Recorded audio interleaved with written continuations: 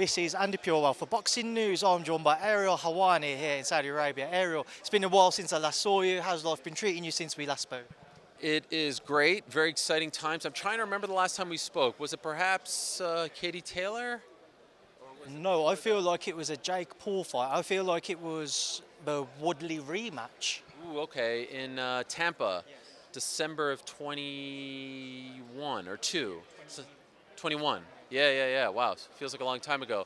And just moments ago, we find out Jake Paul versus Mike Tyson. So what a crazy time. But yes, good to see you. Good to be here. Can't wait for Friday night. Before we come on to the reason we happen to be in Riyadh, you just mentioned the Jake Paul-Mike Tyson fight being announced. Certainly caught a few people by surprise, raised a few eyebrows. What do you make of that? Well, you know, I'm still trying to find out some more information. Is it an exhibition? Is it a pro bout? How many rounds, et cetera, et cetera? What's the weight? All that stuff. But on paper, there's 3 like wow things that come to mind. Number 1, Jake Paul versus Mike Tyson. There's something like a 30-year gap between them. So that's like the first thing. Also, it's Jake freaking Paul versus Mike freaking Tyson. That's just what the heck. Of course, we remember Jake Paul fighting Nate Robinson on the same card as Mike's big return against Roy Jones Jr. back in 2020. Number 2, AT&T Stadium in Arlington, Texas. That's where the Dallas Cowboys play. That's like an 80,000 seat stadium. That's a huge, huge deal. You know, just boxing matches in America. That, you know, Canelo has fought there, and Manny Pacquiao has fought there, but it's not often, right? And then number 3, Netflix.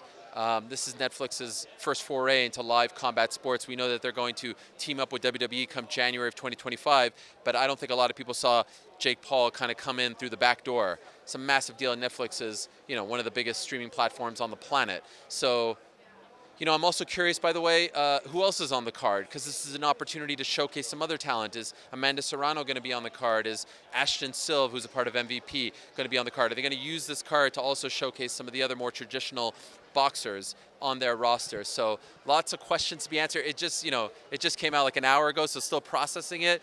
But what a time in combat sports. We're here to watch Francis Ngannou versus AJ, which seemed unfathomable a year ago. And now we just find out about Jake Paul versus Mike Tyson, which seemed unfathomable yesterday. Just to stick with the news of Jake, obviously we've got Tommy Fury knocking about this week here to support his brother Roman. With that in mind, I'm sure he'll have a few words to say about that announcement. On the back of when Tommy beat Jake, there's all the talk of a rematch clause, when or if that will ever take place. Are you surprised that Jake hasn't been maybe a bit more forthcoming to try and make that rematch yet? I actually think there have been efforts to make that rematch.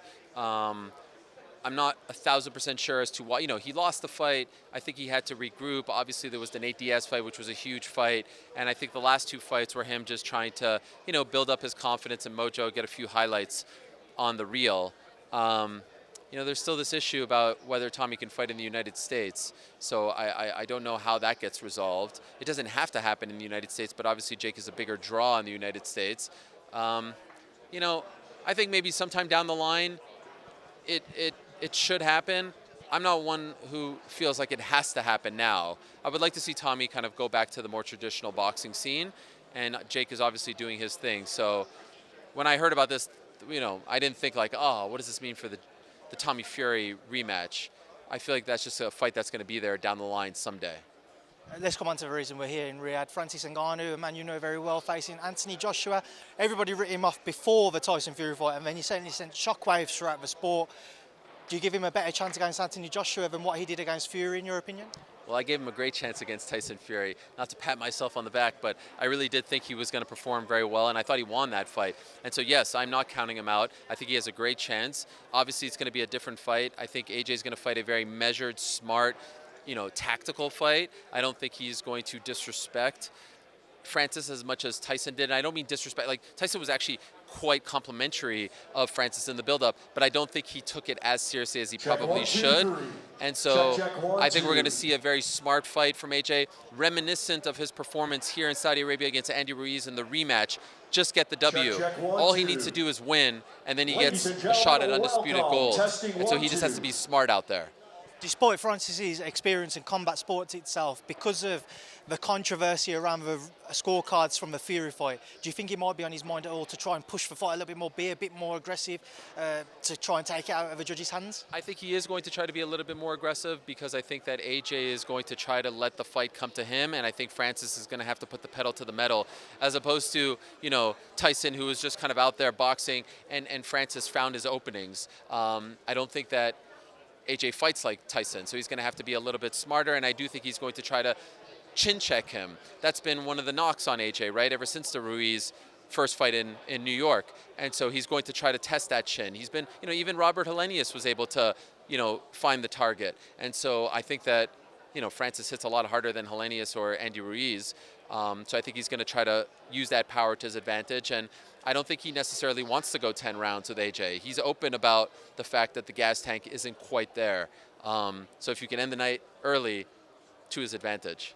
How big of a shockwave would it send through combat sports in general if Ngannou was to pull off the upset on Friday night? I mean, he pulls off this upset, he wins this fight. He's the most wanted man in combat sports in many respects, and then he's fighting for undisputed gold. It's crazy, and obviously the PFL is going to want him to come back to MMA, but like the world will be his oyster. He could fight anyone at that point. Like you've now gone the distance, and in my opinion, beat Tyson Fury, and then you will have beaten AJ. Like what? This is crazy. So yeah, I mean, it would be gigantic. Maybe they run it back. Who knows? But yeah, he would be standing on top of the mountain. Just away from all things. This fight, just get your thoughts on one of the fights on the undercard. Zhang-Parker has divided opinion. People kind of sitting on the fence. Which way do you lean? Well, the crazy thing is that I feel like no one's talking about this fight. This would headline any card anywhere in the world, and it's just kind of there, which is amazing. In an alternate universe, this fight is Joe Joyce versus Deontay Wilder, right? The two guys that they shocked, and now here they are fighting each other after tremendous 2023 campaigns. If I had to make a pick, I'm not great at predictions. I'm leaning towards Zhang. But man, Parker looked so good against Deontay Wilder with Andy Lee by his side. You know what I loved about that fight against Deontay Wilder is that he just said, like, let me fight fire with fire. Oh, Deontay's the big scary puncher. Let me just go after him and stun him, shock him. And he did that. I don't think you could do that against Zhang, and every fight has a different, you know, game plan. But Zhang looks so good against Joe Joyce, and you wondered if he could do it again in the rematch, and he did it even better. He's a big guy, he's a powerful guy, and I just think he's going to give Parker some fits. But I think it's going to be a fascinating fight to watch. Final question, Ariel. I know you're a huge advocate for female boxing as well. There's been a lot of talk about whether or not we'll see the Katie Taylor-Chantel Cameron trilogy. Amanda Serrano was due to fight recently, but had to pull out due to the eye injury. I mean, she was unable to fight. With that in mind, what do you think goes down next? Do you think we see the trilogy? Do you think Katie revisits Amanda Serrano? I've seen Chantel suggest Katie wants an interim fight, just kind of a tick over. What do you make of how things are looking? Yeah, so, you know, I feel for Nina Meinke because she had the fight and she deserved that fight. And so I don't know if they try to run that back, get that over with. So that's, you know, that's number one, because obviously Serrano and Taylor is the big fight to make as well. I do also feel for Chantel. She deserves a third crack, in my opinion. They're 1-1. They were two fantastic fights, so I would love to see a third crack, if I'm being honest. Maybe in a perfect world, Serrano could get the Meinke fight out of the way. And, you know, I don't hate the idea of Serrano versus Sky Nicholson if Sky wins in early April, because then she would have the WBC title, right? And obviously, you know, Katie Taylor is now, you know, she's now the champion at 140, and so I do think that the former undisputed champion Chantel deserves another crack at those belts. So, perfect world, Nina gets her shot, Serrano, I think, wins that fight. Sky wins, Serrano, Sky, Taylor fights Cameron, and then maybe next year, to top it all off, we finally get Katie Taylor, Amanda Serrano too. That's how I would map it out. Well, Ariel, to end this interview on, tell the people what to expect in that main event tomorrow night, Joshua-Ngannou. The winner on Friday, March 8th will be the fans. Tune in, DAZN pay-per-view. It's going to be great. Very well put. Thank you, Ariel. Thank you.